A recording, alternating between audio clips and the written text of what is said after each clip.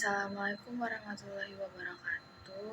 Halo semuanya, perkenalkan nama aku Zahra Amalia Putri dari kelas 12 5. Di sini aku mau menjelaskan tentang teks prosedur. Selamat menonton. Oke, jadi teks prosedur adalah teks yang berisi tahapan atau langkah-langkah secara urut dengan gaya bahasa yang singkat dan jelas. Selanjutnya itu ada struktur teks prosedur yang dimana yang pertama itu ada tujuan.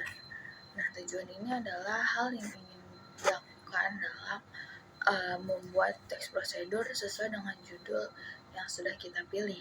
Yang kedua itu adalah material, di mana material ini adalah alat dan bahan-bahan yang digunakan dalam isi dari judul yang sudah kita pilih. Selanjutnya itu adalah langkah-langkah, yang dimana langkah-langkah ini adalah tahapan-tahapan dalam pembuatan teks prosedur sesuai dengan judul yang sudah kita pilih. Selanjutnya itu adalah penegasan ulang atau kesimpulan. Nah, yang ketiga itu ada ciri-ciri teks prosedur. Yang pertama itu adalah mengandung kata kerja aktif. Yang kedua, bersifat universal alias setiap orang dapat mengikutinya. Yang ketiga yaitu mengandung tahapan atau urutan kegiatan untuk melakukan sesuatu. Yang keempat itu menggunakan kata keterangan yang menyatakan rincian waktu, tempat, ukuran, dan sebagainya. Yang kelima itu menggunakan kalimat perintah imperatif, baik meminta atau melarang. Contohnya itu tuangkan, masukkan, dan sebagainya. Selanjutnya itu ada menggunakan konjungsi atau kata penghubung, yang dimana kata penghubung ini untuk menghubungkan setiap tahapan. Contohnya itu selanjutnya, kemudian, setelah itu, dan sebagainya. Nah, yang keempat itu ada jenis-jenis teks prosedur. Yang pertama itu ada teks prosedur sederhana, yang kedua ada teks prosedur protokol, yang ketiga ada teks prosedur kompleks. Nah, selanjutnya itu ada konjungsi. Nah, konjungsi ini dibagi menjadi 5, yang dimana yang pertama ini ada kalimat. Nah, kalimat ini dibagi menjadi 3. Yang pertama ada kalimat imperatif, yang kedua kalimat deklaratif, yang ketiga kalimat interrogatif. Nah, yang kedua itu ada konjungsi atau kata penghubung. Yang pertama itu ada konjungsi persyaratan. Nah, di mana konjungsi persyaratan ini adalah kata penghubung yang menyatakan syarat. Contohnya jika, andai, apabila, kalau, asalkan, seandainya, dan sebagainya.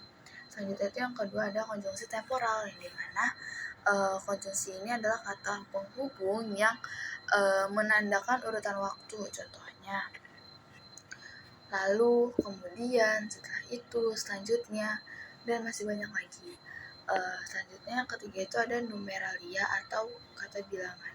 Nah, numeralia ini dibagi menjadi 2. Yang pertama ada numeralia urutan, yang dimana kata yang bisa menjadi kata pengganti konjungsi temporal.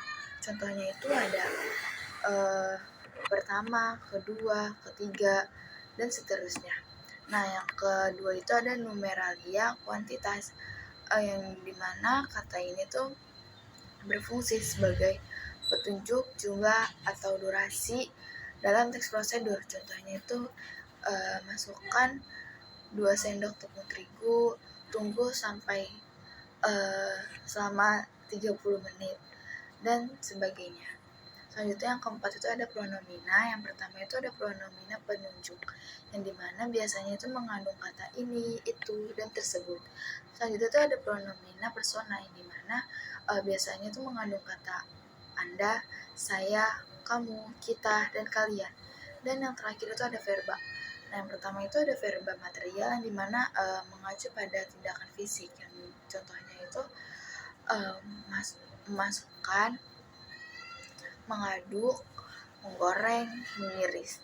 Dan yang terakhir itu ada verba tingkah laku yang dimana ditujukan lewat ungkapan dan tidak bisa dilakukan dengan kasat mata. Contohnya itu memahami, berpikir, dan sebagainya. Berikut adalah penjelasan mengenai teks prosedur. Semoga dapat dipahami dengan baik. Kurang lebihnya mohon maaf. Wassalamualaikum warahmatullahi wabarakatuh.